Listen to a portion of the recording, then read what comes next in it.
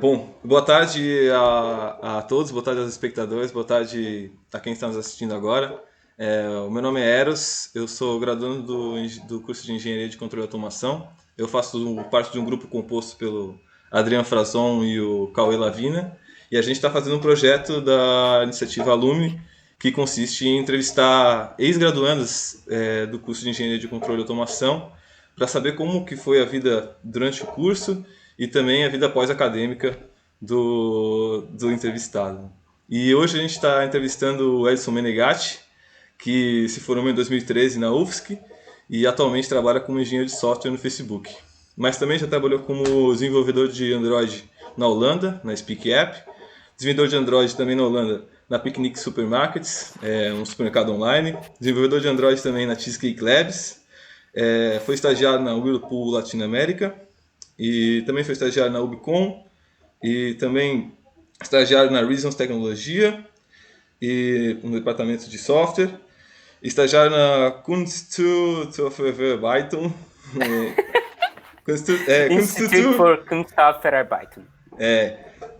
Kunststoffverarbeitung, em 2011, que é um instituto de processamento de plástico, e também trabalhou no Lab Metro e também foi nosso excelentíssimo diretor de projetos na AutoJoom em 2008 e 2009. Bom, para começar eu queria perguntar, na real, como você tá, na verdade, né? Como anda a sua semana, na verdade, né? Nesse nosso calendário específico do ano de 2020. Pois é. Muito obrigado por ter me convidado. É um prazer estar participando dessa entrevista. A gente vai se adaptando a esse normal, né? Acho que como todo mundo, a gente está fechado em casa e provavelmente vai continuar por um bom tempo. Sim. Bom, a gente vai começar com algumas perguntas, né, que foram construídas junto com o meu grupo, em conjunto com eles. E a primeira delas que a gente tem é: qual foi a sua melhor memória do seu período acadêmico na Boa universidade? pergunta. Eu acho que as minhas melhores memórias acabam sendo as que estão mais próximas de mim e as que são mais relacionadas ao final da faculdade. Então, quando... Assim, se formar é naturalmente aquele momento de, tipo, libertação, assim, tirar o peso das costas, me formei, tá tudo ótimo. No meio da graduação, ter conseguido um estágio fora, quando fui para a ARREN, que é esse Instituto de Pesquisa de Plástico, foi espetacular, porque eu sempre quis sair do Brasil e ter conseguido fazer isso para ir trabalhar de uma forma ou de outra foi excepcional. E acho que para finalizar também foi quando, assim que assim, o linguição acabou, o meu linguição acabou, Uhum. e a gente, tipo, tá bom, vamos ver se deu lucro, se não deu. Foi aquele também outro momento, assim, de responsabilidade terminada, sabe? Então, basicamente, foram esses momentos de passagem, assim, as grandes passagens dentro do curso, que são os momentos que eu lembro com mais carinho. Sim. E falando nisso, como que foi o seu processo de adaptação quando você entrou na universidade? Se você tiver algumas matérias que você preferia, algumas que você não gostava? Boa pergunta. Eu acho que o que eu mais tive que me adaptar foi a questão pessoal. Tipo, gerenciar dinheiro foi uma coisa que inicialmente eu apanhei um pouco. É aquela coisa assim, eu recebi uma quantidade fixa dos meus pais para morar aqui e fazer aquilo durar até o final do mês era, acho que talvez o que eu demorei talvez o ano inteiro para aprender. Mas, assim, pessoalmente, morar fora de casa, sair de casa era uma coisa que eu queria fazer desde cedo. Então, quando eu consegui sair, para mim foi, beleza, consegui o que eu queria. E ainda assim, eu dividi apartamento com um amigo que fez ensino médio. Então, eu ainda estava próximo de gente que eu já conhecia há bastante tempo. A adaptação da universidade foi um pouco... Talvez a parte acadêmica foi um pouco diferente, assim. A mudança de expectativa, assim, eu era no ensino médio uma pessoa muito inteligente e agora na faculdade eu sou, tipo, mais uma pessoa que, tipo, passou um processo seletivo que é difícil, então todo mundo já é, tipo, merecedor, assim. Então, se colocar em perspectiva em relação a todas as outras pessoas talvez é um dos choques, foi um dos choques para mim na época. Sim, acredito. Uhum. E como você comentou sobre o seu intercâmbio na Alemanha, uma das perguntas que a gente tem é como foi participar de atividades extracurriculares, como o AutoJun, o intercâmbio, e se você acha que essas experiências elas fizeram diferença no seu futuro. E se você se arrepende de ter deixado de fazer alguma coisa dentro da universidade. Eu acho que é essencial fazer alguma coisa extracurricular. Eu acho que acreditar que só o que você aprende, tipo, no curso, nas cadeiras, vai ser o suficiente para depois é um pouco ilusório. O mercado requer muito, tipo, soft skills, que você não necessariamente você vai aprender, a não ser que você esteja trabalhando na indústria de alguma forma, estagiando, ou AutoJun, ou PRH, alguma coisa desse estilo. Eu acho que buscar conhecimento fora da graduação é essencial para facilitar a transição para a indústria mais tarde. Sim. Uhum. E agora tem umas perguntas um pouco mais fechadas. E de onde surgiu a sua decisão de seguir na carreira de programação? Foi meio por acaso de uma evolução um pouco natural, assim. Eu nunca considerei programação como uma carreira e basicamente até a sexta, sétima fase eu nem considerava isso como algo que eu levaria a sério. Para mim a ideia era vou trabalhar na indústria, no chão de fábrica, numa, sei lá, alguma coisa desse estilo. Só que os meus estágios começaram a me levar em direção à programação e quando eu acabei a graduação eu não conseguia achar emprego. Não existia, tipo, oportunidade para um engenheiro formado. E, por sorte, algumas pessoas que eu conhecia, eles tinham fundado a Cheesecake Labs, e eles me ofereceram uma vaga e eu peguei com as duas mãos. E foi talvez uma das decisões mais acertadas da minha carreira, porque Sim. abriu muitas portas mais tarde. E a automação, ela foi a tua primeira opção ou não? A automação foi a minha primeira opção, na verdade, foi basicamente o único vestibular que eu levei a sério. Minha mãe arrancava os cabelos, achando que eu tinha que aplicar em o maior número de universidades possíveis, mas a automação me prometia a ideia de eu não ter que escolher um curso de fato, porque a automação tinha conhecimento de várias áreas. Então, me mantinha flexível para tentar várias coisas durante o curso. Então, eu entrei na automação pensando que eu ia trabalhar com mecânica ou com elétrica, algum mix dos dois, mas eu sempre pensei em automação. Desde basicamente a metade do ensino médio, eu considerava que a automação era o curso para mim. Nossa. E como foi a sua experiência na CLK? Seu foco principal era Android ou se desenvolveu para outras plataformas também? Eu tive uma breve, bem breve participação assim no primeiro site deles, mas nos meus 2 anos e meio lá foi basicamente focado em Android.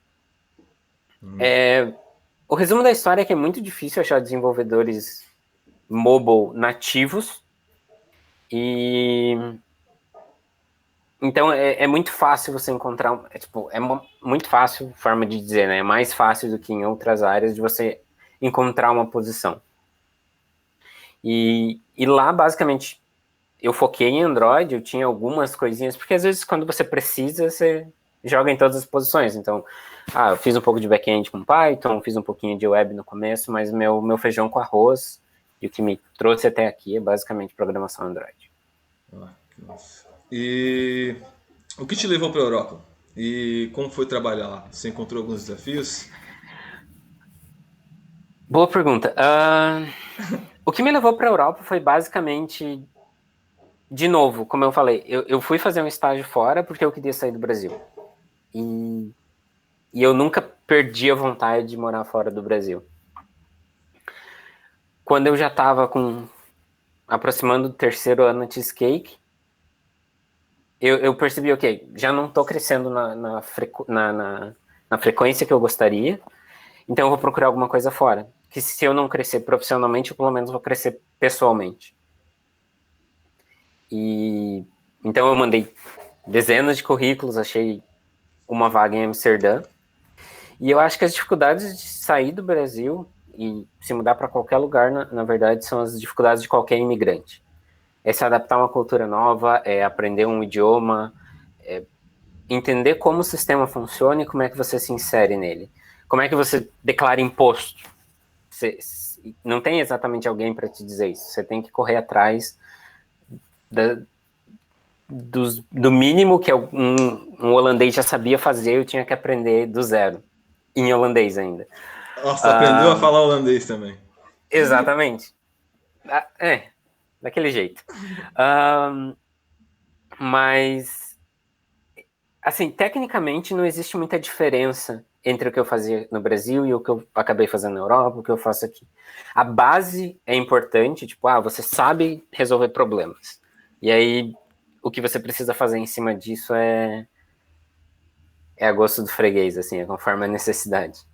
Sim. E as tecnologias empregadas na Europa, elas são as mesmas do Brasil ou elas têm alguma diferença? Talvez o que muda um pouco Ah, é das quais você já é, trabalhava, né? exatamente. Talvez o que muda um pouco é a questão de recurso. Talvez uma ferramenta que no Brasil é muito cara, na Europa talvez seja mais acessível, mas de forma geral elas tendem a ser muito globalizadas. Então, se alguma certa ferramenta é boa e começa a ser usada em algum país, ela logo se difunde de forma tipo, rápida para qualquer lugar.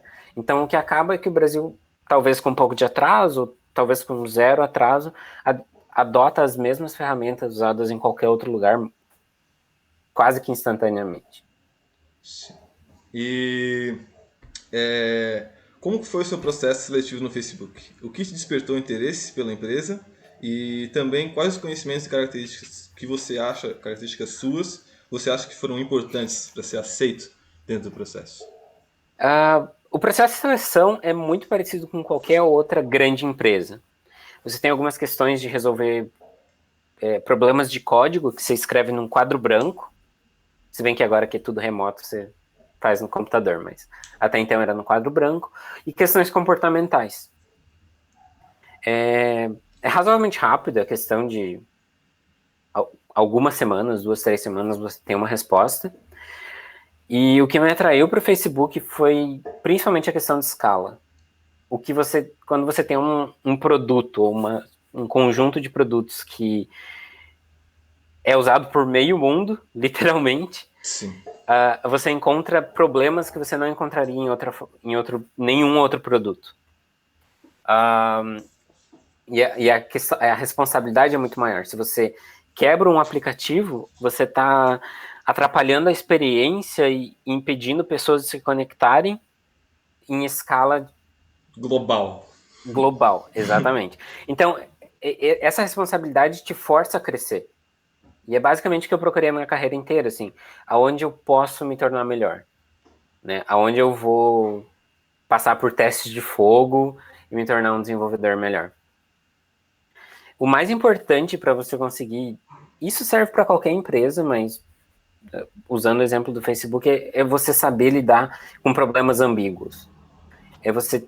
Você sabe que você precisa resolver um problema, mas não tem uma solução clara.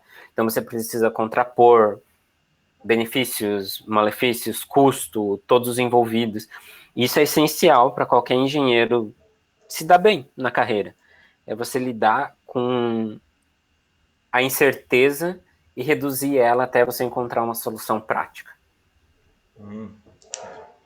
E o que você está aprendendo atualmente? E. É.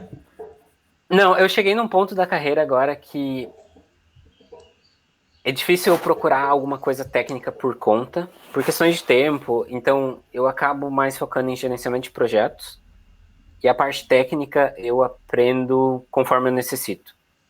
Porque no final das contas, se eu preciso, nessa área de programação sai uma ferramenta nova toda semana. Não faz muito sentido, se eu não for usar, eu tentar aprender agora. É um pouco de desperdício do meu tempo. Então eu acabo aprendendo quando eu preciso aprender.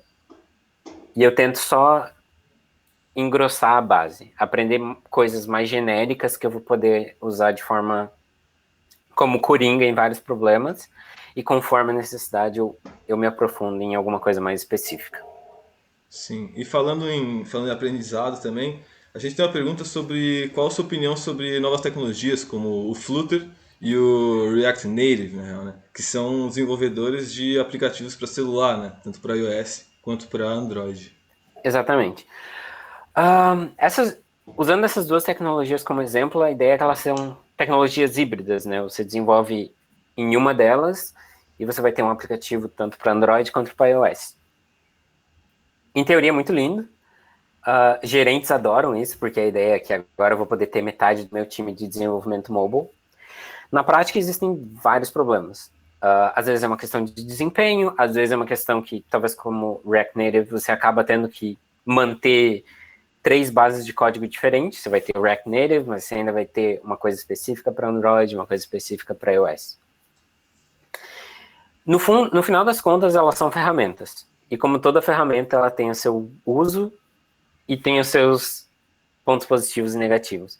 A questão é, se faz sentido usar elas, você vai reduzir talvez o tempo de desenvolvimento, vai reduzir custo, mas você tem que sempre manter na cabeça que existem contrapontos e que não existe uma solução pronta, fora da caixa, que vai servir para todo mundo.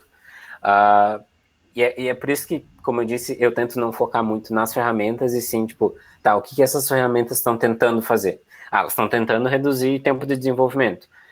Como é que a gente pode atingir isso de outras formas? Uhum. Se realmente o React Native é a solução para o nosso problema, vamos usar o React Native. E vamos aprender a usar conforme a gente precisa.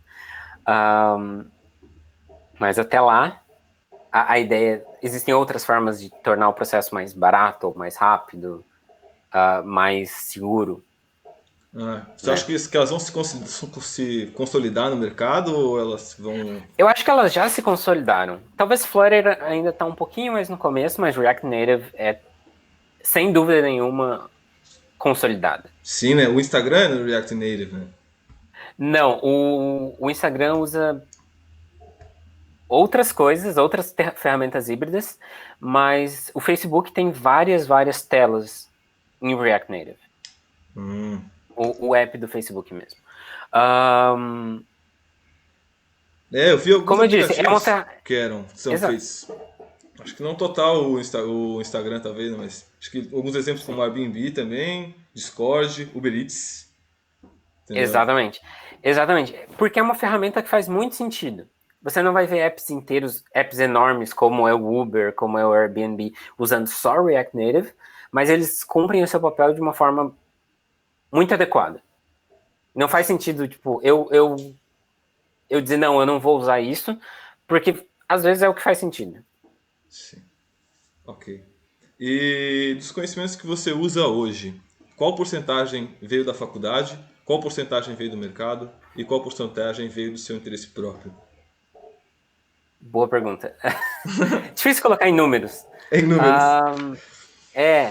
Porque a questão é assim, eu me formei numa época que não existia optativa na automação. Então eu segui um currículo bem fixo. E de todas as carreiras que eu fiz, de todas as cadeiras que eu fiz, eu acredito que só uma, da 5ª fase, que é de desenvolvimento de projetos, que usa Java e UML, foi realmente algo que eu posso dizer que eu uso diretamente hoje. Todo o resto foi mais uma questão de abrir horizontes, de dar um conhecimento mais vasto. Então, a graduação em si, se eu for focar apenas nas cadeiras, eu diria que muito pouco, por menos de 10%. Mas a questão de soft skills, tudo que eu aprendi a lidar com pessoas, os estágios, as pessoas que eu conheci na graduação foram muito mais importantes e eu não teria encontrado elas em outro lugar. Quando eu comecei a trabalhar, aí que eu acho que a determinação pessoal é mais importante. É você olhar o que você está fazendo e questionar. Posso fazer melhor? Como é que eu aprendo coisas melhores? É focar talvez no básico e como é que eu, me torno um profissional melhor, porque não necessariamente o teu trabalho vai demandar isso. Porque talvez o teu trabalho vai te demandar, assim, aprende a fazer isso aqui, faz o que você precisa fazer e vai embora. Se você não pessoalmente decidir, não, eu preciso fazer isso, mas eu preciso fazer isso melhor e mais rápido, dificilmente você vai crescer muito além da empresa que você está. O que acaba acontecendo é, a empresa te proporciona talvez um crescimento mais lateral, te aumenta, te proporciona vários conhecimentos específicos, mas o crescimento vertical é algo que você precisa fazer. É algo individual. de certa forma. Exatamente. E sobre a UFSC, que na verdade tem algumas outras perguntas também. Você acha Uhum. que o engenheiro de controle de automação, formado na UFSC, está pronto para enfrentar o mercado de trabalho? Você acha que existe algum conhecimento que tem que ser adicionado, algo que está em falta dentro do curso, que melhora, né, o desempenho pós-faculdade, né, pós-graduação? Uhum. É complicado. Eu acho que talvez não é a prerrogativa do curso te preparar 100% para o mercado de trabalho. Porque, ok, você recebe o conhecimento técnico, mas o mercado não depende só do conhecimento técnico. Especialmente se você vai para uma empresa, sei lá, deixa eu pensar um exemplo. Você vai para a Petrobras. O que você vai ter que aplicar na Petrobras, talvez use alguma base de automação, mas existe muito conhecimento específico daquela empresa. Então, não tem como o curso te preparar para isso. O curso também não tem como te preparar soft skills. Não pode te ensinar. É muito difícil para o curso te ensinar a lidar com pessoas dos mais diferentes tipos. Por isso que eu falei que é importante trabalhar em alguma coisa extracurricular. Porque é isso que vai preencher lacunas que o curso talvez deixe. Tem outros pontos que eu acho que o curso pode tentar, mas é difícil ter uma experiência prática. Por exemplo, mandar currículo, procurar emprego, é uma coisa que meio que talvez você tenha que aprender na marra, sabe? Mandando currículo, recebendo rejeição, tem certos pontos de, ok, sou formado, o que eu faço a partir de agora? Que eu acho que é difícil o curso te providenciar, e por esse exato motivo vai ser sempre uma lacuna no curso. E qual conhecimento você acha que não tem no curso que ajuda no mercado de trabalho? Então, eu posso julgar pela minha graduação, como eu disse, eu não tive optativas. Então, para mim, eu teria me beneficiado muito mais de de cadeiras de programação mais pura. Alguma coisa mais de sistemas de informação, ao invés de mais cadeiras de mecânica, por exemplo. Provavelmente seria o que eu teria feito hoje se eu tivesse optativas. Na minha época foi o que faltou. Pode crer. E como foi o seu processo após a formação da UFSC? Demorou ou foi rápido a sua entrada no mercado de trabalho? Eu me formei em 2014, assim, a formatura de fato, né, a colação de grau em março de 2014, e desde janeiro eu estava mandando currículo. E eu só fui conseguir um emprego na Cheesecake em maio. Eu tive a oportunidade de começar o mestrado logo depois da formatura, mas eu sentia que eu não tinha 2 anos para investir no mercado de trabalho, na academia, sem saber o que ia acontecer depois. Porque se o mercado estava morno, frio, quando me formei, o que ia acontecer dali 2 anos? Então, eu acabei, assim que surgiu a oportunidade de ir para Cheesecake Labs, eu abracei a oportunidade em maio, então 2 meses depois que eu me formei. E então eu diria que foi razoavelmente rápido. A desconsiderar assim o período do começo do ano até a formatura, em que eu mandava o currículo e ninguém respondia. Não, não pode crer. E você recomenda a área que você seguiu para os alunos do curso de automação? Ela tem boas oportunidades? Eu acho que sim. Eu entendo que não é uma área para todo mundo. Tem gente que gosta de uma coisa mais prática, mais tátil, uma coisa que você possa segurar. E programação não é isso. Mas eu acho que sim. Eu acho que é um mercado muito aquecido. E especialmente desenvolvimento mobile é talvez uma das áreas que mais importa a gente. Tanto que foi razoavelmente rápido. Foi uma questão de talvez 3, 4 meses para eu conseguir receber uma proposta para trabalhar fora. Talvez 1 mês para conseguir o visto e eu já estava na Holanda. Foi uma questão de querer ser o momento certo e estar pronto para pular na hora que É a isso oportunidade que eles chamam aparecesse. de sorte, né? Hora certa, lugar certo e preparam, né? Exatamente. Exatamente. E no final das contas, assim, ter sorte é fundamental, assim. Eu não diria que tudo que eu cheguei até aqui foi simplesmente porque eu sou competente ou eu sou um grande engenheiro. A questão é, tipo, eu conheci as pessoas certas na hora que eu precisava, eu soube entender que, ok, tá na hora de mudar de oportunidade e eu soube procurar elas, mas um pouquinho de sorte foi essencial. O tempo é massa. E qual conselho você daria para os alunos do curso de automação que buscam uma carreira no exterior? Acho que uma é óbvia, é saber falar inglês. Mas geralmente quando a gente fala, tem que saber falar inglês, as pessoas entendem que elas precisam ser fluentes, sem sotaque, nunca errar, e isso acaba colocando elas para baixo e elas assumem, não, eu nunca vou conseguir falar inglês para trabalhar fora. Eu já trabalhei com pessoas que falam inglês terrível, mas elas conseguem manter uma conversa, elas conseguem expor o ponto que elas precisam e debater com o mínimo de qualidade. Isso era, tipo, o mínimo e era o que elas usavam para conseguir trabalhar. Elas aprenderam mais inglês enquanto elas já estavam fora. Então, de novo, inglês, mas não precisa ser perfeito. É necessário ter um pouco de experiência no Brasil. É muito difícil, assim, me formei, consegui ir para fora. Eu tive que trabalhar 2, 3 anos para ter alguma coisa para mostrar, para na hora da entrevista eu poder dizer, ó, já trabalhei com clientes internacionais, já tenho projetos próprios que eu posso mostrar a minha habilidade técnica.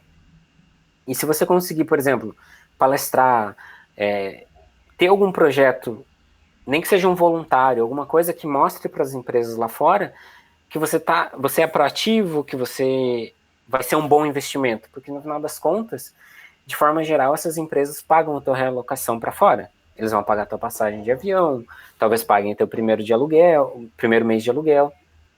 Então elas estão investindo em você. Você tem que provar para elas que te trazer vai ser um grande investimento, que elas vão lucrar mais trazendo você do que não trazendo. Movimentar-se, né? Essa aqui é a Exatamente. parada. Sim. Exatamente. E acho que para encerrar a nossa entrevista, acho que eu vou fazer a pergunta mais importante, né, que de toda a entrevista, né? Qual que é o seu prato preferido do Ru? Meu prato preferido do Ru provavelmente era estrogonofe de frango, Estrogonofe de frango, né? quando tinha batata palha. Estrogonofe de camarão também. Ah, nossa, sim. Teve um estrogonofe de camarão, mas acho que foi no Natal. Foi tipo um momento assim de trazer São, lágrimas aos são olhos. raros, né? São raros os momentos, né? Exatamente. Pô, eu gostaria de agradecer a entrevista, agradecer a disponibilidade, Edson. Foi muito massa. Eu acredito que isso pode incentivar muitos dos alunos e tomara que incentive e ajude muito quem está precisando de um norte, de uma luz durante o curso. E muito obrigado pelo seu tempo e acredito que seja isso mesmo. E valeu. Agradeço, foi um prazer participar. E quem tiver alguma dúvida, quem quiser alguma dica, trocar uma ideia, só entrar em contato comigo. É fácil de me achar no LinkedIn. E é isso. É isso. Pô, fechou. Obrigado.